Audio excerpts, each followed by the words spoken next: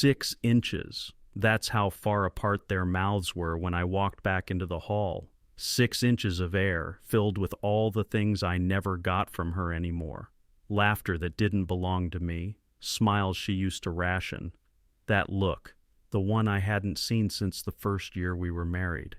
Like someone had just pulled her into another universe. I'd left my phone on the table. That's it. That's the only reason I came back. And there she was. My wife, swaying under dim lights with a man who looked like he'd never heard the word awkward in his life, her arms around his neck. Her eyes locked on his like she was drunk on something that didn't come from the open bar. I didn't breathe. I didn't move. I just stared. You know that moment when the fire alarm goes off but no one else hears it yet? That's what it felt like inside my chest. Panic on mute. Every beat of my heart screaming, this isn't happening, this can't be real. But it was. She ran her fingers through his hair. The way she used to do with mine when we watched movies on the floor and ate takeout from the box. Her head fell on his shoulder just barely, just enough. Enough to erase me completely from the frame. I watched her forget me in real time. The DJ changed the track. A slower song. Something crueler somehow. People cleared the floor like the universe wanted to spotlight just them. Just her and the man who wasn't me. I stood 10 feet away, the husband with the invisible ring. They didn't see me. Nobody did. I picked up my phone. She looked over then, finally, and flinched.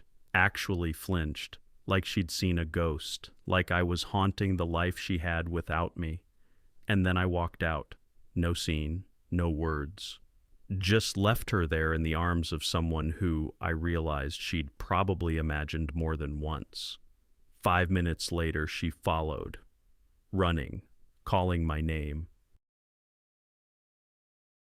Heels clicking, eyes wide, but the air between us was thicker than it had ever been, and I knew something in me had just died in that 6 inches of space. When she caught up to me outside, I expected her to yell, or cry, or at least say something real. Instead, she gave me that tight, stage-ready smile, the kind that looks like it's stitched on with panic. "I didn't know you were coming back in," she said. That was her opener. Not "I'm sorry," not "whoops, that looked bad." Not even a, "Hey, that wasn't what it looked like," which honestly would have insulted both our intelligence, just that line. Delivered like a waitress pretending she didn't spill water in your lap. I didn't answer. I was too busy staring at her mouth because something was off. Her lipstick, it was smudged, but not in the way it gets when you've been eating or talking. It was uneven. Dragged upward at the corner like someone's thumb had been there. And I knew, because I'd kissed her 1,000 times and never once did it look like that. She noticed me staring. Her hand flew to her mouth, too quick, too guilty. And just like that, we both knew what I knew. He kissed her, or she kissed him, or they kissed each other. I guess it doesn't really matter. What matters is she didn't deny it. Instead, she said, it didn't mean anything. 4 words, nuclear. I laughed, out loud, which surprised both of us because I'm not the laughing type. I'm the type who rewatches the same 4 TV shows and reads the entire side of cereal boxes just to avoid eye contact at breakfast. But something about the way she said it, as if that line had ever worked in the history of infidelity, hit me sideways, like watching someone defuse a bomb with a spatula. "You dance with him like I was invisible," I finally said, voice flat. "And you're telling me it didn't mean anything?" She rolled her eyes. Rolled her eyes. "I wasn't trying to make a scene," she said, as if that made it better. "You know how weddings are. It's loud. There's music. People drink. People flirt. People cheat." That one hit. She looked down at the gravel like the answer was hiding between the stones. I could hear the music still playing in the reception hall behind us. a slow, romantic track, something acoustic. It sounded like a soundtrack for someone else's life. "Clive," she said, finally looking at me, "can we please not do this here?" I wanted to ask, do what? Acknowledge that our marriage was unraveling faster than a cheap sweater? Pretend that I didn't just watch her give away the last shreds of intimacy we had left to a guy who probably thinks NFTs are a personality trait. But I didn't, because in that moment I realized I didn't even know who I was to her anymore. Husband, roommate, obstacle. So I said nothing, just turned around, walked to the car, and drove off without her. She didn't try to stop me, not once. And that silence? It was louder than anything she could have said. I didn't go home. I didn't even know where I was driving. My hands were on the wheel, but the rest of me completely disconnected. I took turns without thinking, past exits I should have taken. Ignored 3 calls from her before blocking her number entirely. It wasn't rage, not yet. It was something colder, heavier, almost scientific. Like I was observing my own life through a microscope, watching bacteria bloom under a glass slide labeled marriage, year 4. I ended up at an empty parking lot outside a closed mini golf course, just sitting there with the engine off, the dashboard lights painting my hands orange. There was an old mechanical gorilla statue near the entrance, part of a kid's jungle theme, frozen mid-wave. I stared at it longer than I care to admit. I wish I could say I was having some kind of epiphany, but mostly I was just trying to remember how things got so quiet between us. When did she stop touching my shoulder in the kitchen? When did she start double-locking her phone? That thought pulled me straight back to something I'd buried weeks ago, a memory I didn't want to remember, but now it snapped into focus like a puzzle piece clicking into place. It was a Tuesday, maybe 2 weeks before the wedding. I'd been in the living room looking for the TV remote and noticed her phone vibrating on the armrest. She was in the shower. It lit up once, no name, just a number, then again 20 seconds later, same number. I shouldn't have picked it up, I know, but I did. Just a glance, just one. The message read, "You still taste like cinnamon." That's it. No emojis, no name, just 7 words that knocked the air out of my lungs. Back then I convinced myself it was a mistake, spam, maybe even a weird joke from one of her friends. But now, in the context of that dance, of that lipstick, of the way she'd stood so still when I caught them, it was a confession, hiding in plain sight. And that's when I remembered something else. Something she didn't know I saw. A few nights ago, I'd gotten up at around 2 a.m. to get water and found her sitting in the living room in the dark, lit only by the glow of her phone. She didn't hear me. She was typing fast, then smiling, not laughing, not smirking, smiling, a private kind of smile, the kind you make when a memory tastes better than reality. She locked her phone and sat back, and I crept back into the bedroom like a coward, pretending I hadn't seen anything. But I had, and now I was starting to see the whole shape of it. I unlocked my phone and scrolled through old messages we'd exchanged.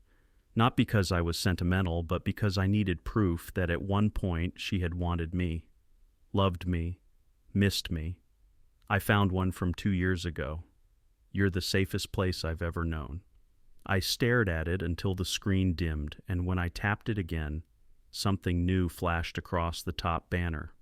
A push notification from our shared cloud account.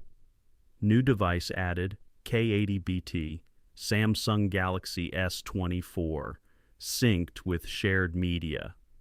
Wait, what? Delaney didn't own a Samsung. She was Apple everything, always had been. She even mocked androids like it was a personality trait. But now someone had connected to our cloud storage, our cloud, from a Galaxy S24. I froze, because I'd completely forgotten about the folder we made when we first got married.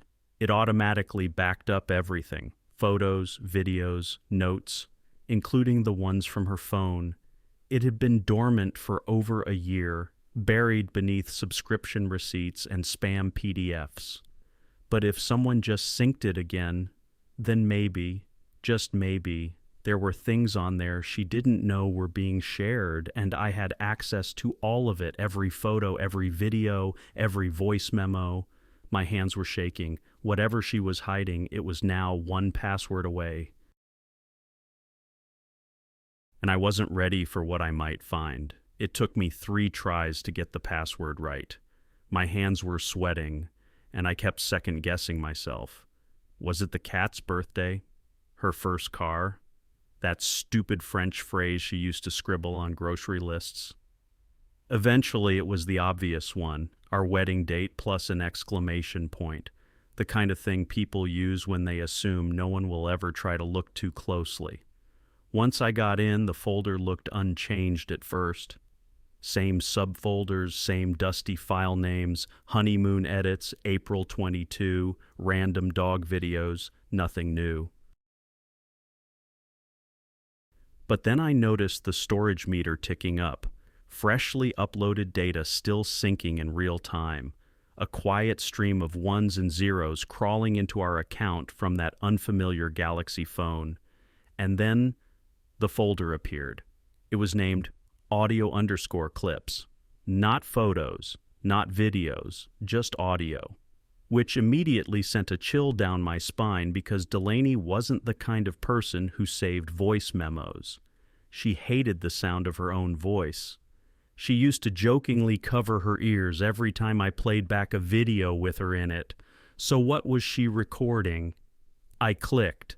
There were 5 files, all uploaded in the last 3 days. I stared at them, thumb hovering, brain spiraling. This felt wrong, like surveillance. But then again, she was the one who'd connected the new device. This wasn't me being paranoid. This was me discovering a tripwire she forgot she set. I played the first clip, just static, then the rustle of fabric, then her voice. Okay, this is weird, but I need to say it somewhere. I froze. My heart dropped into my knees. She sounded different. Not performative like she usually was when she told stories to friends. Not cold like she'd been with me lately. This was shaky, vulnerable. Too vulnerable for someone who'd just kissed another man in front of me. She kept talking. Clive hasn't touched me in 4 months. He thinks I don't notice, but I do. It's like he's there, but not really there. And then I met someone who reminded me what being seen feels like. I know that makes me sound awful, but I didn't do anything. Not then. I started wondering.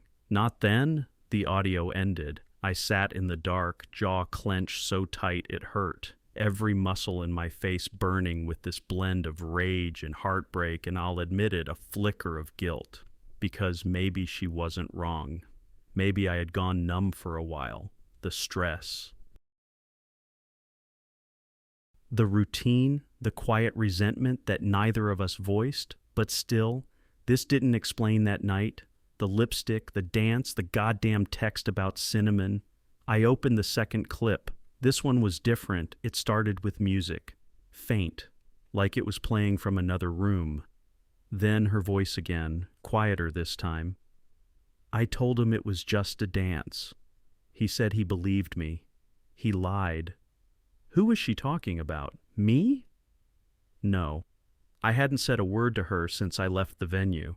And she hadn't said he believed her, not you. So this wasn't about me. Then came another voice. Male, rougher, slightly southern. He'll figure it out, Delaney. He's not an idiot. You're not good at hiding it. Then silence. Then what sounded unmistakably like a kiss. Short, not passionate, habitual. The kind of kiss that said this has happened before. I stopped the playback and threw my phone onto the passenger seat.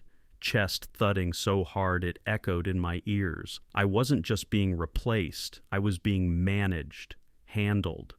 The affair wasn't impulsive. It wasn't an accident.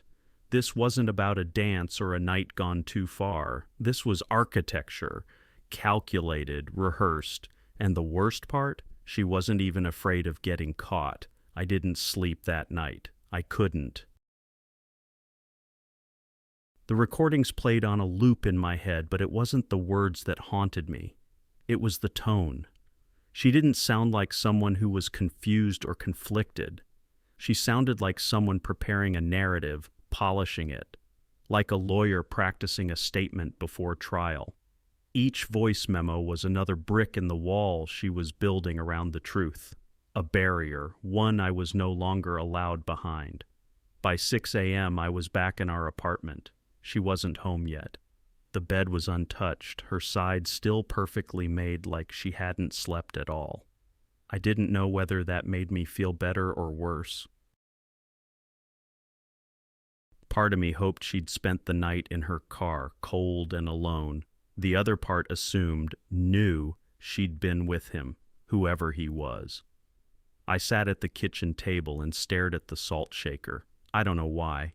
Maybe because it was still half full, and for some reason that annoyed the hell out of me. Like everything else was falling apart, but this stupid glass cylinder had remained exactly the same.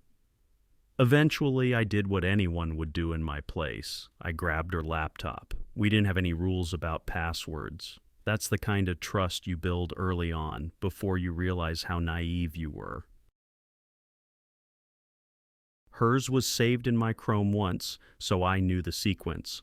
First dog's name, then a string of numbers from a concert we went to in 2018. I wasn't even sure what I was looking for. Emails, hotel confirmations, love letters. But then I remembered the photos. The ones from the wedding.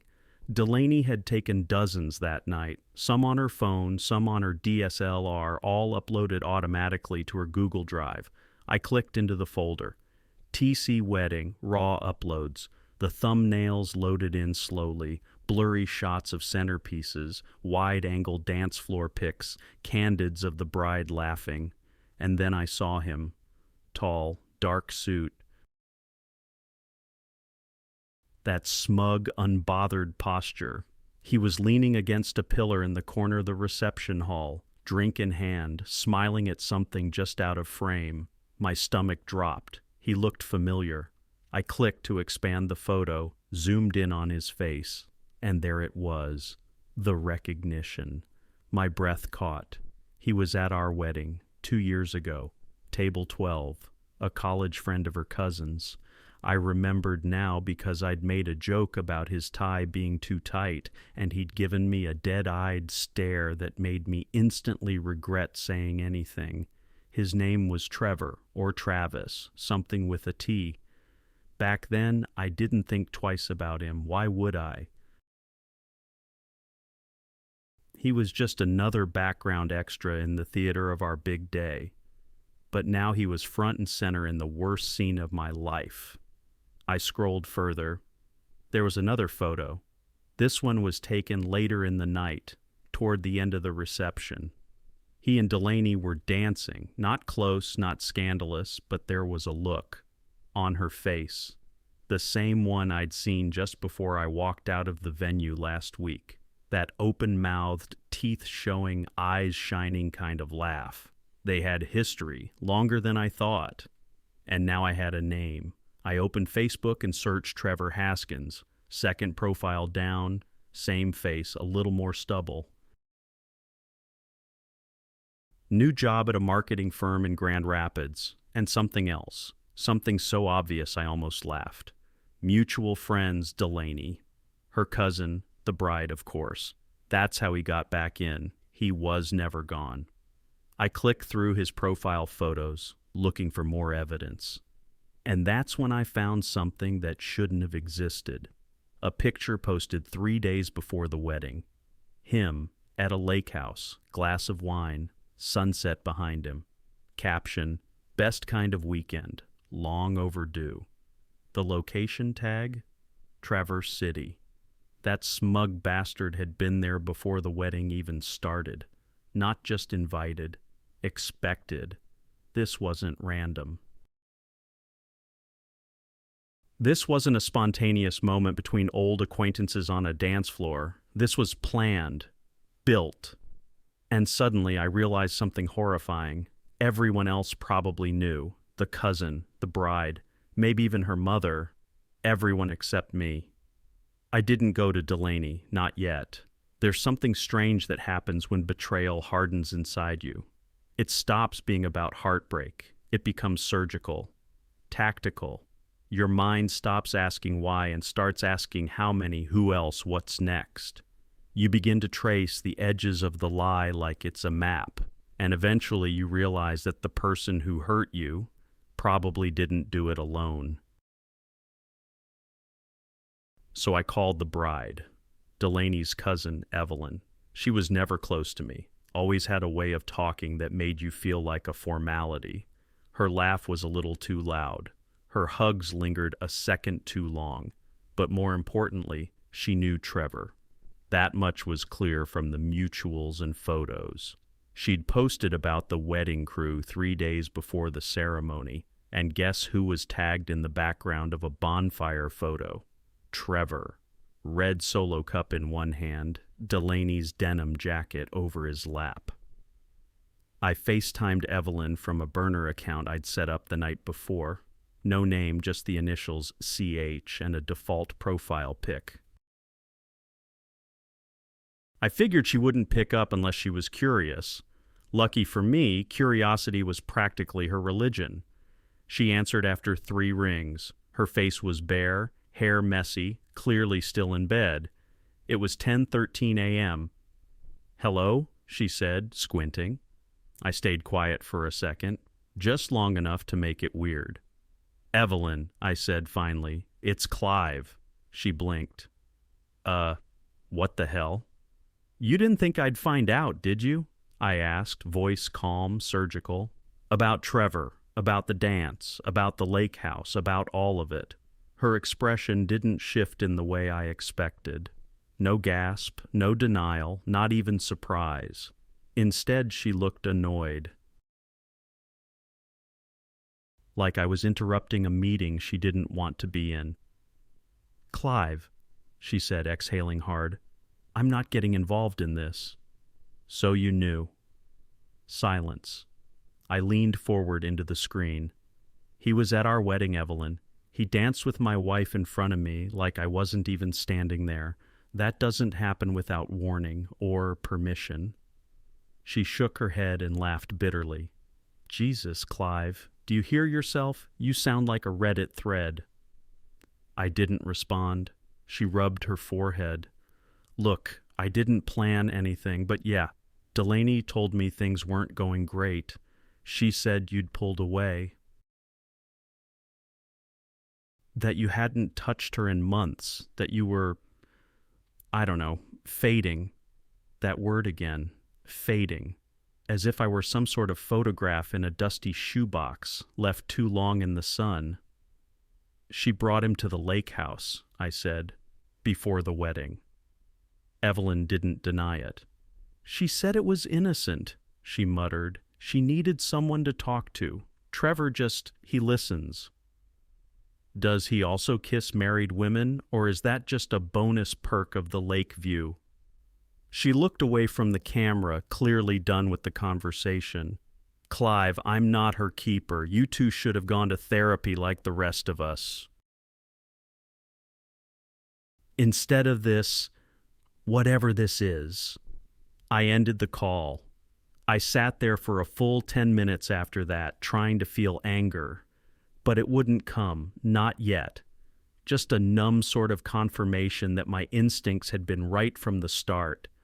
This wasn't just a marriage falling apart. This was a controlled demolition, and the people who handed her the dynamite had been smiling in our photos. The phone buzzed again, an unknown number. I answered out of reflex. "Clive?" Her voice. "Delaney." There was a pause, and then she said, "We need to talk. It's not what you think." That was the thing about her. She always said that, it's not what you think, as if somehow my imagination had betrayed me more than she ever could. But this time I wasn't imagining anything. This time I had a folder full of her voice, and a screenshot of Trevor's hand on her lower back, while she wore the dress she swore she'd bought just for me. She didn't come home that day either. The phone call was a trap. I knew it from the way she said, "We need to talk," like we were both at fault. Like I had left my own vows in someone else's bed. She didn't even try to come to me. Just told me she was at her sister's place and would swing by later if things weren't tense. That was her word, tense, as if this was an awkward dinner party, as if what she'd done was just socially uncomfortable. So I decided to wait. Not at our place. Not anymore. I drove to her sister's apartment that night, parked across the street under a broken street lamp, and waited. I had no plan, just adrenaline and a phone full of receipts. I'd already copied the audio files. I'd already sent myself the screenshots. I didn't know if I wanted to confront her or just watch. Maybe I needed to see who she was when she didn't know I was looking. At 9:42 p.m., she came out, alone, hair in a bun, hoodie and leggings, phone in her hand, face lit by the screen. I could see her thumbs moving fast, a text being typed, then erased, then typed again. She paced the sidewalk for a minute, stopped under the glow of a takeout place, then made a call. I opened the window slightly. "Hey, yeah, I don't know, he's spiraling," she said. There was a pause, and her face twisted into something like pity, then softly, "He's not dangerous, just broken." Broken, that word did something to me. It reached into my spine and twisted. Not because it wasn't true, but because I realized that's the version she was selling now. The narrative. Delaney, the misunderstood wife. Clive, the fragile husband unraveling in slow motion. That would be her escape hatch. And then she said something I didn't expect. "No, I haven't told him about February yet." February? I sat up straighter. My mind flipped backward like a Rolodex on fire. February. What happened in February? She ended the call and got into her car. I followed. Not close enough to be obvious, just enough to keep her taillights in view. She didn't go back to the apartment. She drove downtown to a narrow brick building I hadn't seen in years, her therapist's office. She stayed for 36 minutes. When she came back out, her face looked washed, not teary, just raw, like she'd peeled something off and left it on the floor inside. I didn't follow her after that. I let her go. I went home, because I had a new theory. She hadn't just cheated on me. She'd rewritten our entire story. Back at the apartment, I opened the shared cloud account again. This time I searched for the keyword Feb in her notes archive. One hit, a locked document titled The Hotel, February 17th. My hands went cold. She hadn't password protected any of the other files. This one was different, encrypted with a separate key. I couldn't access it. But the name said everything. The hotel, the only one we'd stayed at that month, was for my birthday. A surprise trip, a weekend she said she needed to plan just for us. We had room service and a fireplace, and she wore that blue silk robe I hadn't seen since. She kissed me like we were newlyweds that night, but she must have snuck out at some point. Now I couldn't stop replaying it. The small clues, the 2 a.m. ice run when she was gone for half an hour. The perfume I didn't recognize on her coat the next morning, the mysterious charge on the room tab that she said was a spa add-on, but the hotel didn't even have a spa. She cheated on me during my birthday weekend and left a note about it, a record, a breadcrumb trail, but locked away like some personal memoir. I sat there in our bed, surrounded by the silence of our old life, staring at that file name, thinking, she wasn't going to tell me. Not ever. And then the front door opened. She was home. Delaney stood in the hallway, keys still in her hand, and said my name like it was something fragile, a warning, a spell. Clive, but I didn't say a word. I just turned the screen toward her, showing her the file title, and for the first time since all of this began, she looked genuinely afraid. She stared at the screen like it was a ticking bomb, the locked document. The hotel, February 17th. Her digital confession, sealed behind a password, a final insult wrapped in encryption. Clive, please, she said, stepping closer, the keys in her hand trembling just slightly. You don't understand. You're right, I cut in calmly. I don't. And I don't need to anymore. Her eyes flicked between me and the screen, as if she could will the document to disappear. As if the evidence would evaporate if we just didn't talk about it.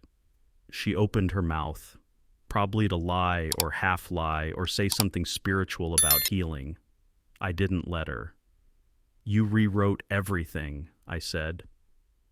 You built an entire second life in whispers, in voice notes, in hotel rooms, and then you came back to this place. I gestured at the apartment like it was a stage set you forgot to burn down. Her voice cracked. It wasn't supposed to go that far. It never is, I said. And then I did something that surprised even me. I closed the laptop. Just shut it. I didn't open the file, didn't demand an explanation. Didn't scream or throw anything or play victim. Instead, I stood up, picked up the small ceramic paperweight on the shelf, the one she'd given me 3 years ago after I landed my first promotion, and held it out to her. It was a smooth, pale stone with the words, "Let go," engraved on it. I'm giving this back, I said. You need it more than I do. She didn't take it at first, just stood there, tears welling. Not because she lost me, but because I wasn't going to make it easy for her to play the wounded wife. I wasn't going to give her a villain to justify her guilt. I'm not broken, I said. You just stopped seeing me, and I let you. That's on me. But this is on you, and I'm done carrying it. Still nothing from her, no apology, just a silence so heavy it made the walls feel closer. I left the paperweight on the counter and walked toward the door. My suitcase was already packed. I'd done it before she got home, just the essentials. I didn't want the couch or the espresso machine or the wall prints we'd argued over in IKEA. I just wanted space, real space. Where are you going? She asked finally. Forward. I didn't slam the door. I didn't look back. I didn't cry until I was 3 blocks away, and even then it wasn't grief. It was release.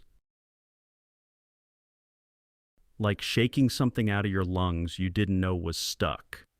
It's been 6 weeks since that night. I moved into a small place near the lake. Nothing fancy, just peace. I started therapy. I go on long walks without headphones. I learned how to cook something other than pasta, and sometimes I even laugh without thinking about what she did. And here's the twist neither of us saw coming. I'm okay. Not perfect, not healed, but free. And for the first time in a very long time, I don't feel invisible. I feel like myself, and that, more than revenge, more than closure, is what survival actually looks like.